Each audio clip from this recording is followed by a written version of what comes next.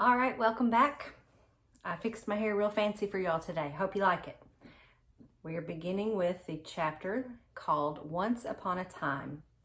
All night, Ruby moans and sniffles. I pace my domain. I don't want to fall asleep in case she needs something. Ivan, Bob says gently, get some sleep, please, for your sake and for mine. Bob can't sleep unless he is on my stomach. I hear a stirring. Ivan, Ruby calls. I rush to my window. Ruby, are you all right? I miss Aunt Stella, Ruby sobs, and I miss my mom and my sisters and my aunts and my cousins too. I know, I say, because it's all I can think of. Ruby sniffles. I can't sleep. Do you know any stories the way Aunt Stella did? Not really, I admit. Stories were Stella's specialty. Tell me about a story when you were little, Ruby pleads. She puts her trunk between the bars. Please, Ivan. I scratch the back of my head. I don't remember things, Ruby, I admit. It's true, Bob says, trying to be helpful. Ivan has a terrible memory. He's the opposite of an elephant. Ruby lets out a long, shivery breath. Oh, well, that's okay. Night, Ivan and Bob. Ruby, I listen to Ruby's soft sobs for long, horrible minutes. Then I hear myself saying, once upon a time, there was a gorilla named Ivan. And slowly and deliberately, I try to remember. The grunt. I was born in a place humans call Central Africa, in a dense rainforest so beautiful no crayons could ever do it justice. Gorillas don't name their newborns right away the way humans do. We get to know our babies first. We wait to see hints of what might yet be. When they saw how much she loved to chase me around the forest, my parents decided on my twin sister's name, Tag. Oh, how I loved to play tag with my sister. She was nimble, but when I got too close, she would leap onto my unsuspecting father. Then I would join her, and we would bounce on that tolerant belly until he gave us the grunt, the rooting pig sound that meant enough. That game never got old, although my father might have disagreed. Mud. It didn't take long for my parents to find my name. All day long, every day, I made pictures. I drew on rocks and bark and my poor mother's back. I used the sap from leaves. I used the juice from fruit, but mostly I used mud. And that is what they called me, Mud. To a human, mud might not sound like much, but to me, it was everything. Protector. My family, which humans call a troop, was just like any other gorilla family. There were 10 of us. My father, the silverback, my mother, and 3 other adult females, a juvenile male called a blackback, and 2 other young gorillas. Tag and I were the babies of the group. We squabbled now and then, as families will, but my father knew how to keep us in line with a simple scowl. And for the most part, we were happy to do what we were meant to do, to feed and forage and nap and play. My father was a master at leading us to the ripest fruit for our morning feast and the finest branches for our night nest. He was everything a silverback is meant to be, a guide, a teacher, a protector, and nobody could chest beat like my father. A perfect life. Gorilla babies and elephant babies and human babies are not so different, except that a gorilla gets to spend the day riding on his mother's back, like a cowboy on a horse. It's a pretty great system from the baby's point of view. Slowly, carefully, a young gorilla begins to venture farther and farther away from the safety of his mother's arms. He learns the skills he will need as an adult. How to make a nest of branches, weave them tightly or they will fall apart in the middle of the night. How to beat your chest, cup your palms to amplify the sound, and how to go vining from tree to tree, don't let go. how to be kind, be strong, be loyal. Growing up gorilla is just like any other kind of growing up. You make mistakes, you play, you learn, you do it all over again. It was for a while a perfect life. The end. One day, a still day, when the hot air hummed, the humans came. Vine. After they captured my sister and me, they put us in a cramped, dark crate that smelled of urine and fear. Somehow I knew that in order to live, I had to let my old life die. But my sister could not let go of our home. It held her like a vine, stretching across the miles, comforting, strangling. We were still in our crate when she looked at me without seeing, and I knew that the vine had finally snapped. This is sad. The temporary human. It was Mac who pried open that crate, Mac who bought me, and Mac who raised me like a human baby. I wore diapers, I drank from a bottle, I slept in human beds, sat in human chairs, listened while human words swarmed around me like angry bees. Mac had a wife back then. Helen was quick to laugh, but quick to anger too, especially when I broke something, which was often. Here is what I broke while I lived with Mac and Helen. 1 crib, 46 glasses, 7 lamps, 1 couch, 3 shower curtains, 3 shower curtain rods, 1 blender, 1 TV, 1 radio, 3 toes, my own. I broke the blender when I squeezed 3 tubes of toothpaste and a bottle of glue into it. I broke my toes attempting to swing from a lamp fixture on the ceiling. I broke 46 glasses. Well, it turns out there are many ways to break a glass. Every weekend, Mac and Helen took me in their convertible to a fast food restaurant where they ordered me French fries and a strawberry shake. Mac loved to see the expression on the cashier's face when he drove up and said, "Could I have some extra ketchup for my kid?" I went to baseball games, to the grocery store, to a movie theater, even to the circus. They didn't have a gorilla. I rode a little motorbike and blew out candles on a birthday cake. My life as a human was a glamorous one, although my parents, traditional sorts, would not have approved. All right, so here he is, and I'm charging my, yeah, there he is. Okay, he's cute. Hunger. In my new life as a human, I was well tended. I ate lettuce leaves with Thousand Island dressing and caramel apples and popcorn with butter. My belly ballooned. But hunger, like food, comes in many shapes and colors. At night, lying alone in my poo pajamas, hey, Miss Spencer would like that, wouldn't she? I felt hungry for the skilled touch of a grooming friend, for the cheerful grunts of a play fight, for the easy safety of my nearby troop foraging through shadows. Remember what happened to Tag, I told myself. Don't think about the jungle. Still, sometimes I lay awake, wishing for the warmth of another, just like me, asleep in a night nest of tender prayer plant leaves. I like having sips of soda poured into my mouth like a bubbling waterfall, but every now and then I longed to search for a tender stalk of arrowroot to feel the tease of a mango just out of reach. So he misses his life.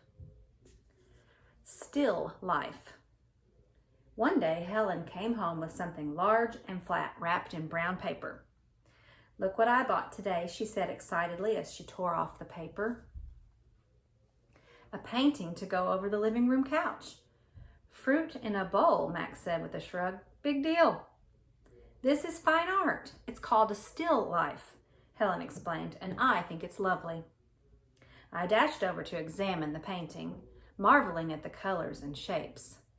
"See," said Mac's wife, "Ivan likes it." "Ivan likes to roll up poop and throw it at squirrels," Max said. I couldn't take my eyes off the apples and bananas and grapes in the pitcher. They looked so real, so inviting, so edible. I reached out to touch a grape, and Helen slapped my hand. "Bad boy, Avon, don't touch." She jerked her thumb at Mac. "Honey, go get a hammer and nail, would ya?" While Mac and Helen were busy in the living room, I wandered into the kitchen. A cake, covered in thick chocolate frosting, sat on the counter. I like cake. Love it, in fact. But it wasn't eating I was thinking about. It was painting. The frosting peaked and dipped like waves on a tiny pond. It looked rich and gooey, dark and smooth. It looked like mud. I scooped up a handful of frosting. I scooped up another. I headed to the refrigerator door. It was perfect. An empty, white, waiting canvas. The frosting wasn't as easy to work with as jungle mud. It was stickier and, of course, more tempting to eat. But I kept at it. I scraped off every last bit of that frosting.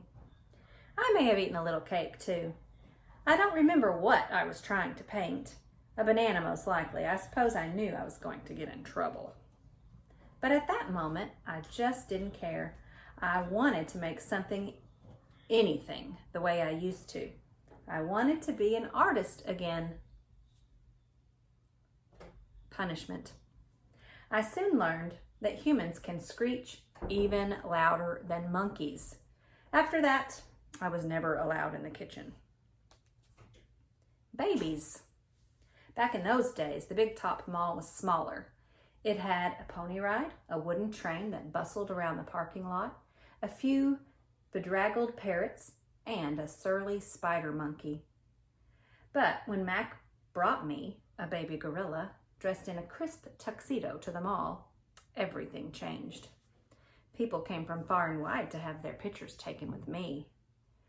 They brought me blocks and a toy guitar. They held me in their laps. Once, I even held a baby in mine. She was small and slippery. Bubbles flowed from her lips.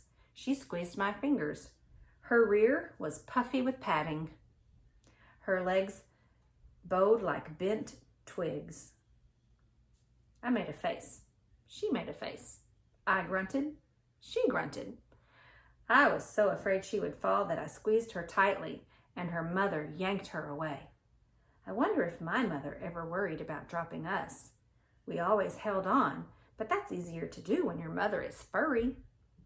Human babies are an ugly lot, but their eyes are like our babies' eyes, too big for their faces and for the world. Beds. One day, after many weeks of loud talking, Helen packed a bag and slammed the front door and never came back. I don't know why. I never know the why of humans. That night, I slept with Mac in his bed. My old nests were woven of leaves and sticks and shaped like his bathtub, cool green cocoons. Mac's bed, like mine, was flat, hot, without sticks or stars.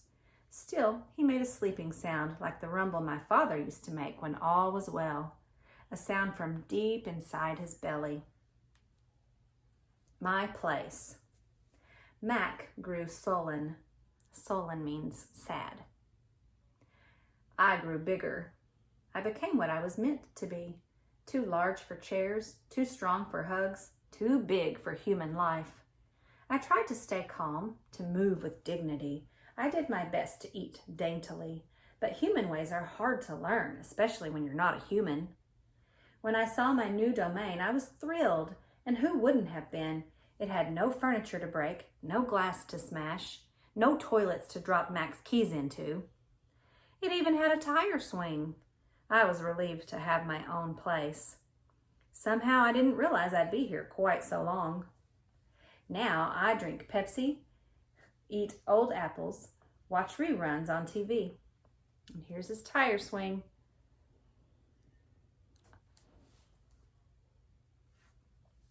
But many days, I forget what I'm supposed to be. Am I a human? Am I a gorilla? Humans have so many words, more than they truly need. Still, they have no name for what I am. 9,876 days. Ruby is finally asleep. I watch her chest rise and fall. Bob, too, is snoring. But my mind is still racing. For perhaps the first time ever, I've been remembering. It's an odd story to remember. I had to admit, my story has a strange shape, a stunted beginning, an endless middle. I count all the days I've lived with humans. Gorillas count as well as anyone, although it's not a particularly useful skill to have in the wild. I've forgotten so many things, and yet I always know precisely how many days I've been in my domain. I take one of the magic markers Julia gave me. I make an X, a small one, on my painted jungle wall. I make more X's and more. I make an X for every day of my life with humans. My marks look like this.